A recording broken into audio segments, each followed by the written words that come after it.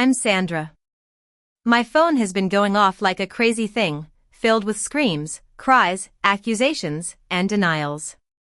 It's like a Christmas tree in a lightning storm. They're in a panic, but I just sit here in silence, not replying. This chaos all started when I sent them a package. I remember the day my cousin sent me the video of them opening that package. They were gathered together, looking at the box with my neatly written names on it, like a quiet threat. Inside were 47 sealed envelopes, each labeled with a date. There were photos of my lonely birthdays, report cards signed by teachers because my parents never showed up, and the hospital discharge papers from when I was 17 and had to go home alone. And there was that tiny, worn-out teddy bear with a note that said I bought it for myself when I knew no one else would. But the real bomb was the flash drive at the bottom.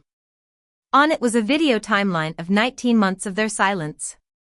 Every missed holiday, every unread message I'd sent before I gave up, and the lack of their voicemails. The final clip was the real twist. I'd dug up old recordings from family gatherings, the background chatter, and stitched together a brutal symphony of truth. I heard their voices saying, "Why bother with her? She'll figure it out herself. She's not really a priority." And then my calm voice, like a closing door, saying, "You didn't lose me. You abandoned me. This is what that looks like." The video ended with a simple message: "Do not contact me again unless it's to apologize properly. Let me take you back to how I got here. I grew up in a well-to-do family in a big city. My parents, Mr. and Mrs. Thompson, were always busy with their high-profile jobs. My father was a corporate lawyer, constantly working on big cases, and my mother was a fashion designer, always traveling for shows. They had a younger daughter, Lily, who was their pride and joy. I was the invisible child. I was always the one left behind. On my birthdays, there were no calls. No "Are you alive?" texts. Just a deafening silence that could swallow me whole.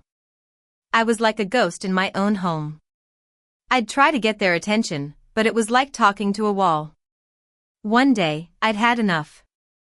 I packed my life into 2 suitcases and moved 2,100 miles away without saying goodbye. No forwarding address, no explanation. I just disappeared. For 19 months, there wasn't a single call from them. It was as if they didn't even notice I was gone.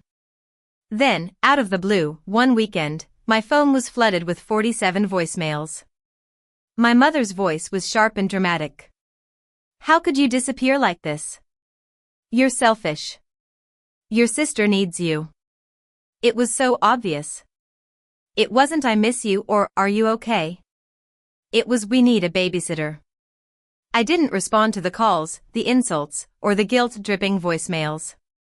Instead, I spent days gathering all the evidence of their neglect. I collected those photos, report cards, and discharge papers. I found all the old recordings and edited them into that video. And then I sent the package. Now, as I sit here listening to their panicked messages, I realize that for the first time in my life, they're the ones begging to be heard. Silence can be so much louder when it's intentional. Sometimes, revenge isn't about destruction, it's about documenting the truth. And I know these reflections will haunt them forever. If you've ever been treated like an afterthought in your own story, you'll understand what I'm going through.